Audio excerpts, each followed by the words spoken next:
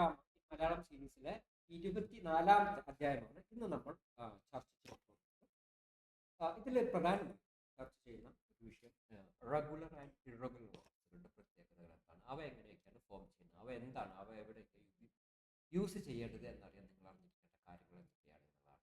അപ്പോൾ കഴിഞ്ഞ പാഠങ്ങളിലായി നമ്മൾ ഒരുപാട് കാര്യങ്ങൾ പഠിച്ചിട്ടുണ്ട്. ബി, ഡു, ഹാവ് എന്നീ പ്രൈമറി ഓക്സിലറി വെർബുകളുടെ കൃത്യമായ യൂസേജുകൾ നമ്മൾ പഠിച്ചു കഴിഞ്ഞു. ഇനി ഇവിടുന്ന് അങ്ങോട്ടുള്ള പാഠങ്ങൾ നിങ്ങൾക്ക് കൃത്യമായി മനസ്സിലാക്കണമെങ്കിൽ ഈ റെഗുലർ വെർബ്സ് എന്താണ്, ഇറഗുലർ വെർബ്സ് എന്താണ് എന്നത് കൃത്യമായിട്ട് അറിയണം. അപ്പോൾ റെഗുലർ ആൻഡ് ഇറഗുലർ വെർബ്സ് ഇതിനെ കുറിച്ചുള്ള ഡീറ്റെയിൽ ആണ് ഇന്നത്തെ പാഠത്തിൽ പഠിക്കാൻ പോകുന്നത്. ആദ്യം റെഗുലർ വെർബ്സ് എന്താണെന്ന് പറയുന്നത്.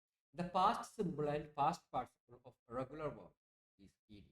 അതായത് ഒരു വെർബിന് 5 ഫോമുകളുണ്ട്: infinitive, present tense, past tense, past participle and present participle. അതിൽ ഇൻഫിനിറ്റീവ് എന്നുള്ളത് ആദ്യത്തെ രൂപമാണ്. പിന്നെ പ്രസന്റ് ടെൻസ് എന്നുള്ളത് ആദ്യത്തെ രൂപത്തോട് കൂടിയിട്ട് S, E S or I S എന്ന ചേർത്താൽ കിട്ടുന്ന രൂപമാണ്. പ്രസന്റ് പാർട്ടിസിപ്പിൾ എന്നുള്ളത് ഐ എൻ ജി രൂപം. പിന്നെ ഉള്ളത് അതിന്റെ നടുക്കുള്ളത് പാസ്റ്റ് സിമ്പിളും പാസ്റ്റ് പെർഫെക്റ്റും പാസ്റ്റ് പാർട്ടിസിപ്പിളും. ഇവ സാധാരണഗതിയിൽ ഇ ഡി ഒരു വെർബ് ഇൻഫിനിറ്റീവിനോട് കൂടി ഇ ഡി എന്ന് ചേർത്ത് കഴിഞ്ഞാൽ നിങ്ങൾക്ക് കിട്ടുന്ന രൂപത്തിനെയാണ് നമ്മൾ എന്ത് പറയുന്നത്, റെഗുലർ വെർബ്സ് എന്ന് പറയുന്നത്. ഉദാഹരണത്തിന് ക്ലീൻ എന്നുള്ളതിന്റെ ക്ലീൻ, ലിവ് എന്നുള്ളതിന്റെ ലിവ് എന്നുള്ളതിന്റെ ലിവ്, പേറ്റ് എന്നുള്ളതിന്റെ പേറ്റ്, സ്റ്റഡി എന്നുള്ളതിന്റെ സ്റ്റഡീഡ്. ഓക്കെ, അപ്പൊ സാധാരണഗതിയിൽ ഒരു വെർബിന്റെ പാസ്റ്റ് ടെൻസും അതിന്റെ പാസ്റ്റ് പാർട്ടിസിപ്പിളും ലഭിക്കാൻ വേണ്ടിയിട്ട് നമ്മൾ ഇ ഡി എന്ന് മാത്രം ചേർത്താൽ, അങ്ങനെ ചേർത്താൽ ലഭിക്കുന്ന വെർബുകളെയാണ് ഇറഗുലർ വെർബ്സ് എന്ന് പറയുന്നത്. അല്ലാത്ത വെർബുകളെയൊക്കെ നമ്മൾ ഇറഗുലർ വെർബ്സ് എന്നാണ് പറയുന്നത്. അപ്പോൾ റെഗുലർ വെർബ്സ് എന്ന് പറയുന്നത് ഇ ഡി ചേർത്താൽ, ഒരു വെർബിന്റെ ഇൻഫിനിറ്റീവ് ഫോമിനോട് കൂടി ഇ ഡി ചേർത്താൽ ലഭിക്കുന്ന വെർബുകളെ റെഗുലർ വെർബ്സ് എന്നും അല്ലാത്തവയെ ഇറഗുലർ വെർബ്സ് എന്ന് പറയും.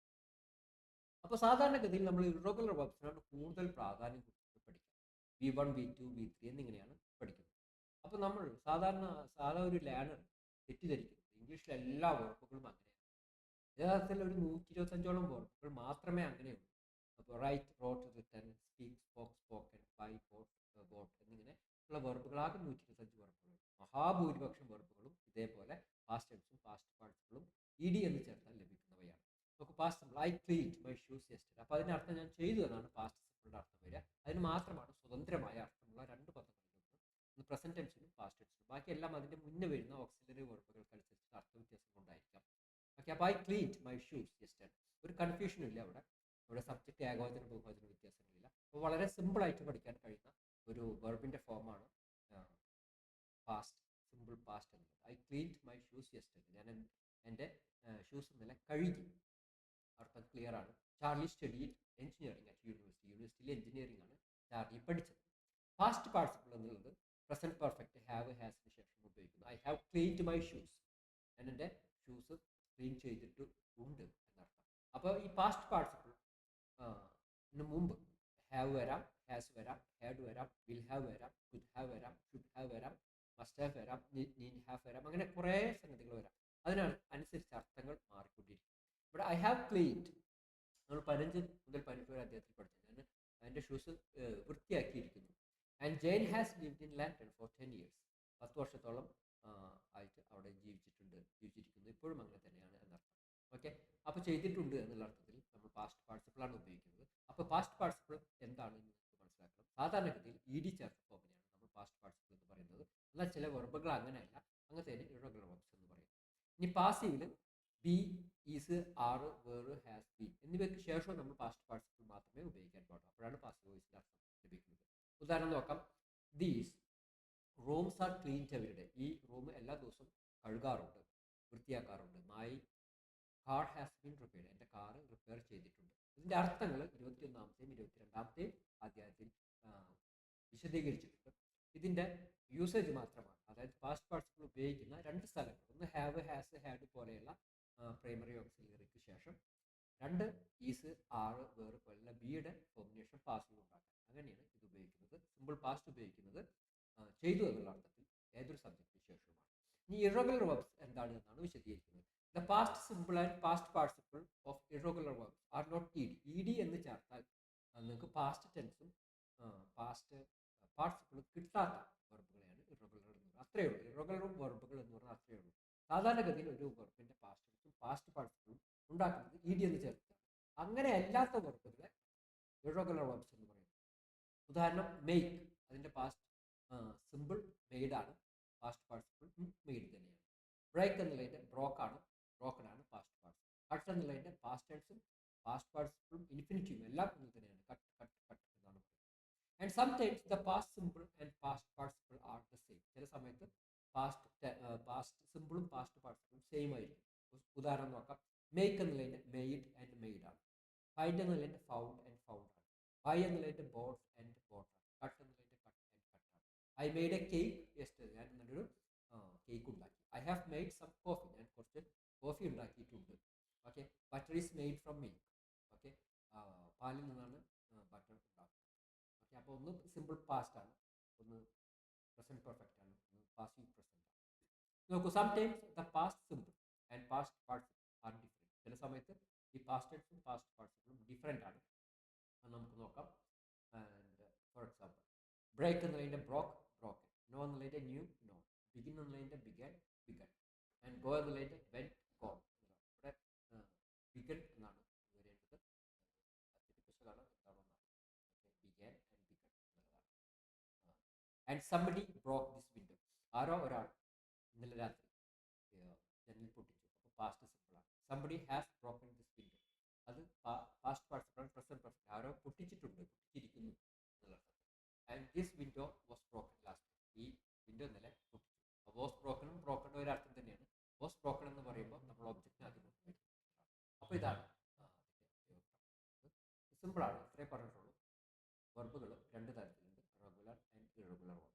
റെഗുലർ വെർബ്സ് എന്ന് പറഞ്ഞാൽ ഒരു വെർബിന് 5 ഫോം ഉണ്ട്. അതിലെ പാസ്റ്റ് ടെൻസിനെയും പാസ്റ്റ് പാർട്ടിസിപ്പിളിനെയും ഉണ്ടാക്കാൻ ഒന്നാമത്തെ ഫോമിനോട് കൂടി ഇടി ചേർത്ത് ഫോം റെഗുലർ വെർബ്സ് എന്ന് പറയുന്നു.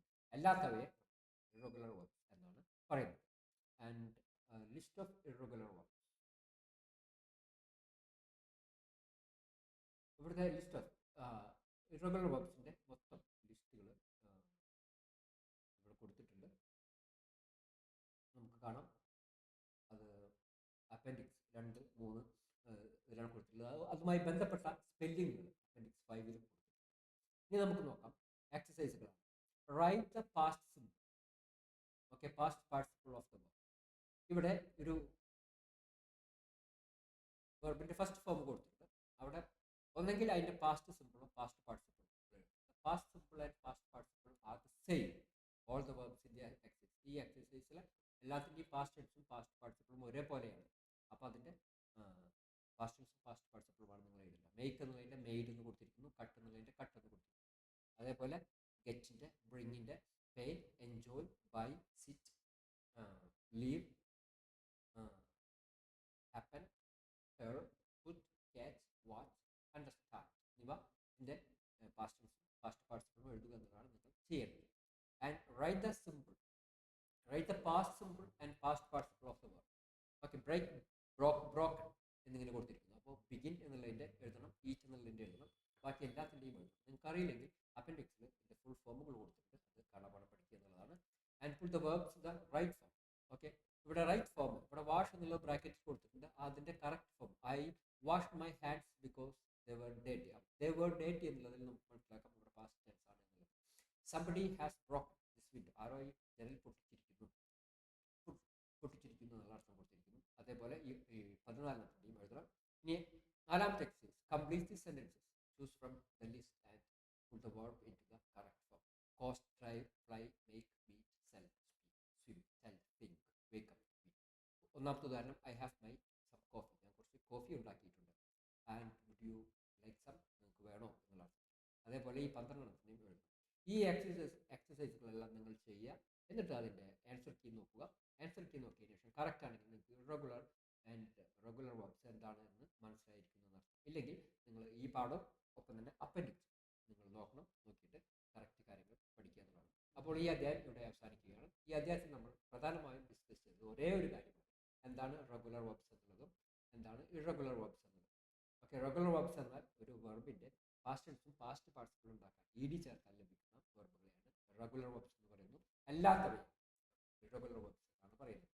ഇവിടെ പ്രധാനമായും ശ്രദ്ധിക്കേണ്ടത് ഇറഗുലർ വെർബ്സ് എന്നത് ആകെ വളരെ കുറച്ചേ ഉള്ളൂ, 125. പക്ഷേ സ്കൂൾ അക്കാഡമിക് കരിക്കുലത്തിൽ നമ്മൾ അതിന് കൂടുതൽ പ്രാധാന്യം കൊടുത്തു പല വിദ്യാർത്ഥികളും തെറ്റിദ്ധരിച്ചിട്ടുണ്ട്.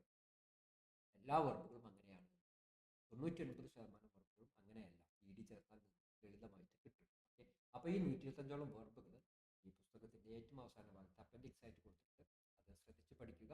അതല്ലാതെ വരുന്നതിനെല്ലാം ഇ ഡി ചേർത്താൽ മതി, നിങ്ങൾക്ക് അത് ലഭിക്കും.